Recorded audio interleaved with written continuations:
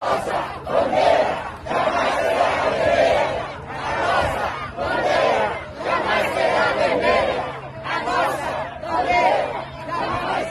aqui é Paulo Campos Júnior do canal Alma Conservadora. A gente vai continuar a leitura do livro Chefe. Ontem eu particularmente não tinha como fazer vídeo, então aproveitei algumas cenas. Eu fui na livraria com a minha filha, fui num momento que eu fui com ela passear um pouco. E deixei aí pra vocês verem aí a nossa relação, como é, né? A cumplicidade que a gente tem, né? Como nós nos damos no dia a dia. E é uma criança muito feliz, graças a Deus. Bom, parando de falar de felicidade total e plena, né?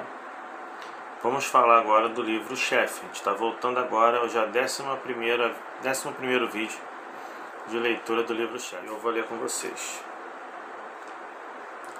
A gente terminou a outra leitura falando que o Lula estava elogiando o Zé Dirceu, né, dizendo que feliz é o país, feliz o país que tem um político da magnitude do Zé Dirceu. Então eu parei a leitura aí também, porque eu também não... tem certas coisas que a gente lê, né, a gente até segura a onda, a gente atura, mas isso aí é difícil de aturar, né? Vamos lá? Vamos lá. Em outro momento da entrevista, Lula volta à carga. Qual a acusação que existe contra o Zé Dirceu? Uma entrevista perigosa para o presidente. O entrevistado é Silvio Pereira, o ex-secretário-geral do PT. Falou à Folha de São Paulo em 2 de outubro de 2005. A minha responsabilidade não é diferente da de nenhum outro dos 21 membros da Executiva Nacional do PT. O nível de decisão que eu tinha não era diferente do de nenhum outro de nenhum dos 21 membros da Executiva Nacional do PT. Silvinho evitou citar nomes. Eu assumo a responsabilidade como membro da direção do PT, em que pese a direção do PT ter realmente a noção do que estava acontecendo. Ninguém é hipócrita de achar que não sabia que existia Caixa 2. Qual membro da direção do PT não sabia disso? O repórter perguntou se o então presidente do partido, José Genuíno, de São Paulo, sabia do esquema de Caixa 2. Palavras de Silvinho. Eu pergunto qual membro da alta direção do PT que não poderia supor que pudesse existir. Silvinho se desligou do PT após admitir que havia ganhado um Jeep Land Rover de presente de uma fornecedora da Petrobras. Depois assumiria a responsabilidade perante a justiça e, para não ser processado, concordaria em prestar serviços comunitários. Saiu livre. Um fardo pesado para Lula, o caso Santo André. Em 23 de novembro de 2005, a empresária Rosângela Gabrilli depôs a CPI dos bingos. Trouxe à luz meandros do esquema de corrupção engendrado na administração do ex-prefeito Celso Daniel do PT. A irmã dela, Mara Gabrilli, pediu ajuda diretamente a Lula. Esteve no apartamento do presidente em São Bernardo do Campo, em São Paulo, e conversou com ele por 20 minutos. Descreveu um quadro de extorsão contra prestadores de serviços à Prefeitura de Santo André, controlada pelo PT, como a empresa da família dela. Lula ficou de averiguar e tomar providências. Desabafo de Mara Gabrilli confirmando o depoimento da irmã. Ninguém fez absolutamente nada. Nunca tive resposta. Chamada a depor na mesma CPI dos bingos, Mara Gabrilli revelou novas informações sobre o encontro dela com Lula. Na ocasião, contaram ao presidente que Sérgio Gomes da Silva, o Sombra, estava envolvido no esquema de corrupção. Sombra também era acusado de mandar matar Celso Daniel. Durante a reunião com Mara Gabrilli, o presidente Lula virou-se para os 3 assessores que o acompanhavam para dizer: "Nossa, eu achei que o Sérgio Gomes já estava muito longe." Como sempre, Lula dissimulou. Fez o que não sabia o que se passava. Conveniente. O incrível é que o tal Sombra não saía do noticiário dos jornais. vivia prestando depoimentos à CPI, Ministério Público e Polícia Civil. Como poderia estar muito longe? Como o presidente seria tão desinformado? Lula não tomou providências para resolver o problema em Santo André conforme se comprometera. Ao invés disso, a família de Mara Gabrilli passou a sofrer pressões. Ela explicou à CPI o que aconteceu após a conversa em São Bernardo do Campo. Referiu-se ao ex-vereador Klinger Luiz de Oliveira, do PT, ex-vereador Klinger Luiz de Oliveira, do PT, um dos acusados de envolvimento no esquema de corrupção. Vamos ver o que ela falou dele. Ocorreu justamente o contrário. Klinger soube, reclamou e dias depois uma comissão de sindicância da prefeitura se instalou na nossa empresa. Além de Santo André, a crise política teve outra ramificação importante em Ribeirão Preto, São Paulo, terra de Antônio Palocci, PT de São Paulo. E irromperam sucessivos indícios de condutas inadequadas e corrupção na cidade, na época em que a administração municipal estava sob o comando do prefeito Antônio Palocci. Apesar da gravidade das denúncias que só se avolumavam, Lula fez reiteradas defesas do seu ministro da Fazenda. Quanto mais era denunciada a participação de Antônio Palocci na malversação dos contratos de limpeza pública de Ribeirão Preto, mais manifestações de Lula a elogiar o ex-prefeito. Como justificar a defesa de alguém cujos procedimentos e envolvimento em possíveis falcatruas ficava cada vez mais evidente? O noticiário era farto. Inquéritos, provas documentais e testemunhas. Principalmente os depoimentos do advogado Rogério Buratti. Ele manteve ligações estreitas com o PT, mas decidiu contar o que sabia para melhorar sua situação na justiça. Por que então a solidariedade a Antônio Palocci? Aparentemente só havia uma explicação. Antônio Palocci sabia demais. Impossível a Lula simplesmente demiti-lo e mandá-lo de Brasília de volta a Ribeirão Preto. Neste sentido, Palocci era uma pedra no sapato do presidente. Ao admitir a hipótese de impeachment de Lula, o presidente da OAB, Ordem dos Advogados do Brasil, Roberto Bussato, falou da proximidade do presidente com Luiz Gushinken, do PT de São Paulo, outro integrante do núcleo duro do Palácio do Planalto.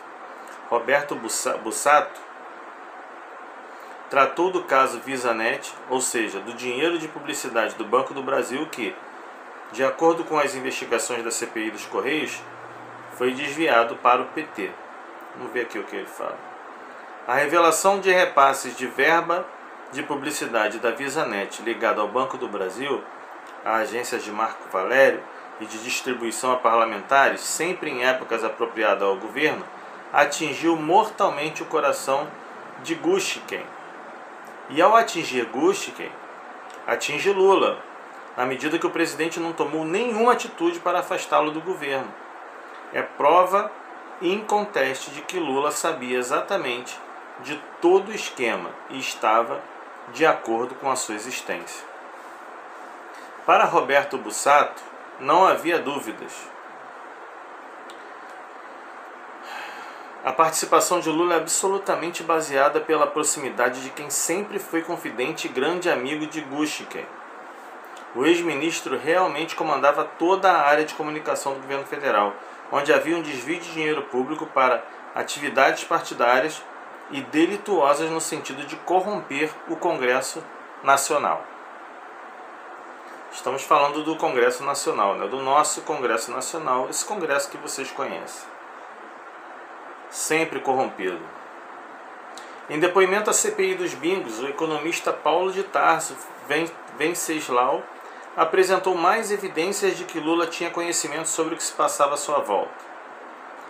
Gente próxima do presidente estava exposta a denúncias de corrupção. Paulo de Tarso Venceslau relatou em 17 de janeiro de 2006 que enviara em 1995 uma carta a Lula para contar sobre as peripécias do amigo e compadre do presidente, advogado Roberto Teixeira. Na década de 80, Teixeira emprestara um imóvel para Lula morar em São Bernardo do Campo. Roberto Teixeira representava uma empresa que vivia batendo nas portas das prefeituras do PT para obter contratos sem licitação, com base em notas falsas e rasuradas. Apesar de informado, Lula nada fez na época. Como se vê, a coisa vinha de longe. Insatisfeito com a falta de ação de Lula, Paulo de Tarso Venceslau procurou o senador Aloysio Mercadante, do PT de São Paulo, sempre muito próximo do presidente. Reação de Aloysio Mercadante ao ler a carta endereçada a Lula, segundo a versão não desmentida de Paulo de Tarso Venceslau. Vamos ver a reação dele. Ele ficou chocadíssimo e disse: "Isso é nitroglicerina pura", mas não fez nada. Afirmava que tentava sem conseguir. O silêncio continuou. Pergunta-se: como tentava sem conseguir? Mercadante tinha acesso privilegiado a Lula, sempre teve. Em 1994, por exemplo, foi candidato a vice-presidente da República quando Lula tentou chegar ao Palácio do Planalto pela segunda vez.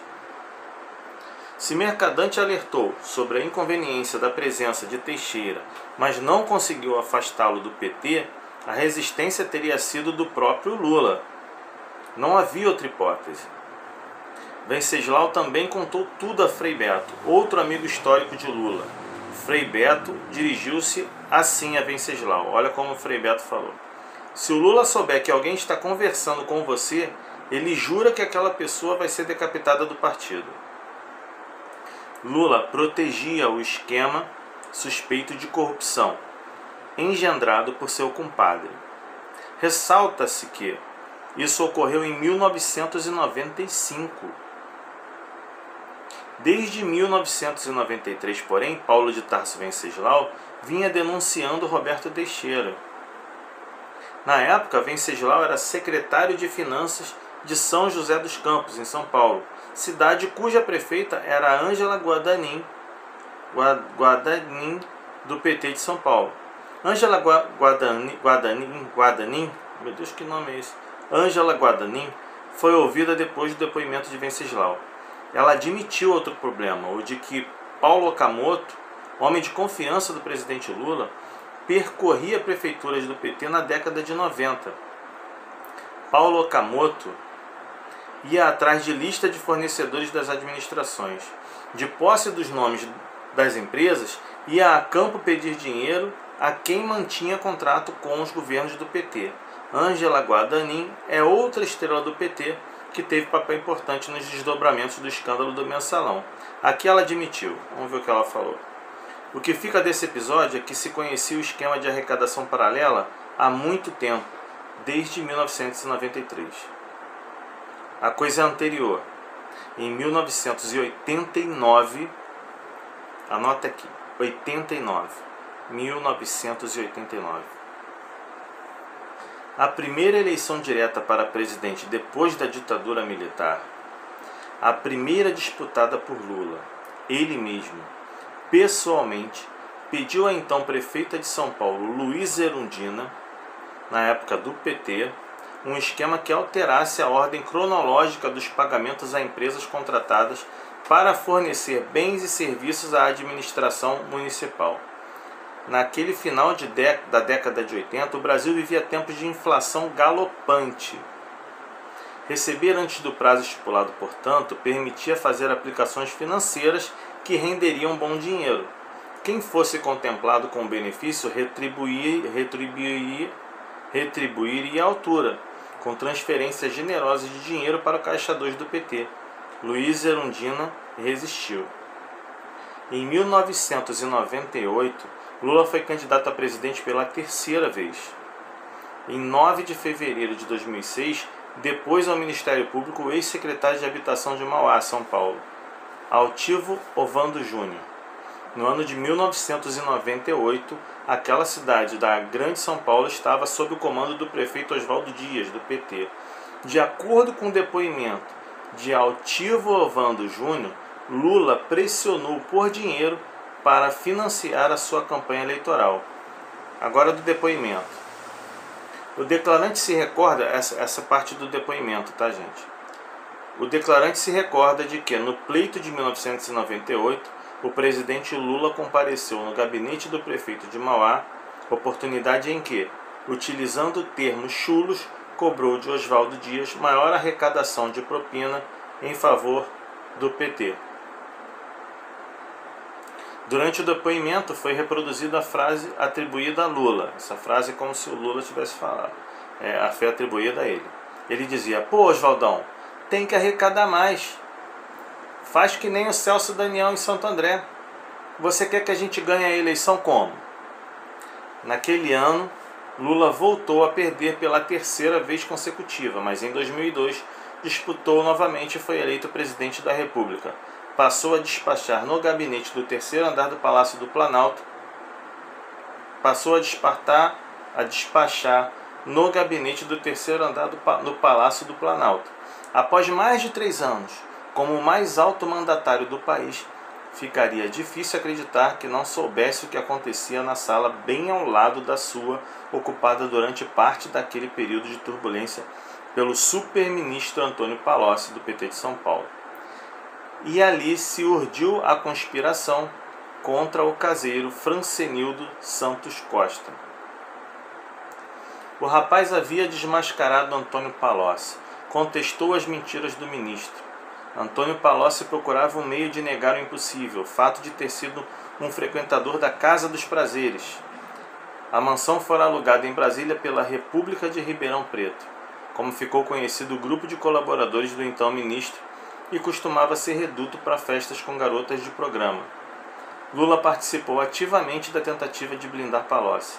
O presidente teria tramado recurso ao STF, nosso conhecido STF, Supremo Tribunal Federal, para suspender o depoimento de Francenildo Santos Costa, CPI dos Bingos. As investigações sobre o caso mostraram que Lula fora informado pessoalmente da ordem de Palocci para a violação do sigilo bancário do caseiro. Jorge Matoso, o então presidente da Caixa Econômica Federal, avisara-o em 24 de março de 2006. A rigor, Lula já recebera informações a respeito 4 dias antes, em 20 de março, quando o ministro da Justiça, Márcio Tomás Basto, relatou ao presidente o envolvimento de Antônio Palocci na quebra de sigilo. Palocci só seria afastado em 27 de março, uma semana depois. Naquele momento, não havia mais jeito de desvinculá-lo do crime. Durante todo o escândalo, para variar, Lula deu uma de quem não sabia de nada. Bom, aqui a gente vai parar. A nossa gravação já tem 18 minutos, é bastante tempo.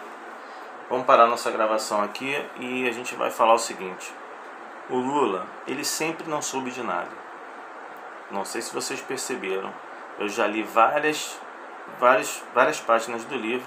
A gente está na página 35 agora. A gente está terminando agora na página 35.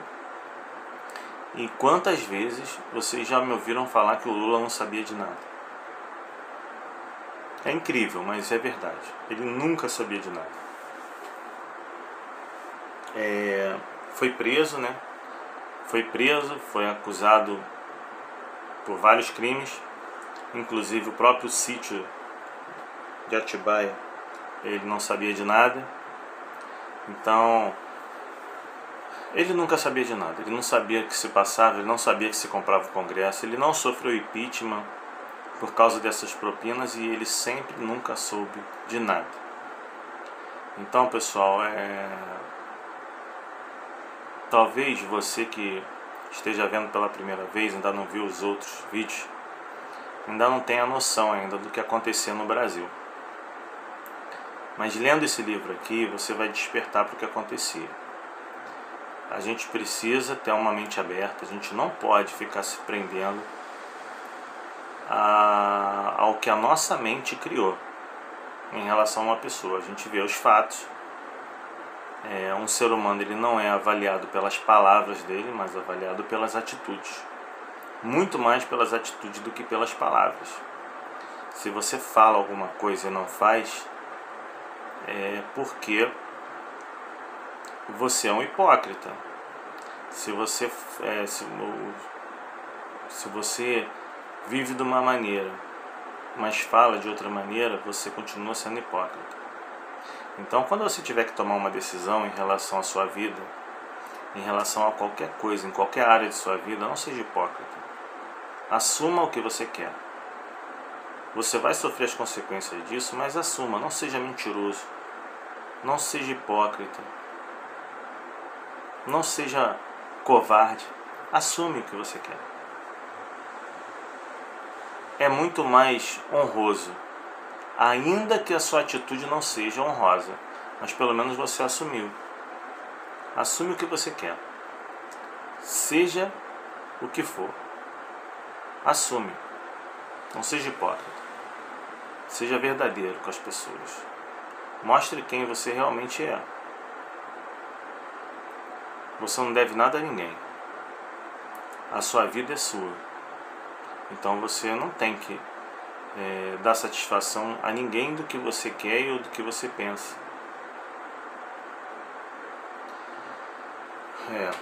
Agora, quando a gente vê esse tipo de gente presidindo um país, né, um tipo de gente que não assume o que faz, que não tem coragem de enfrentar as consequências e que até hoje tem essa cara de pau, então você vê que o problema não está só nele não, está no povo.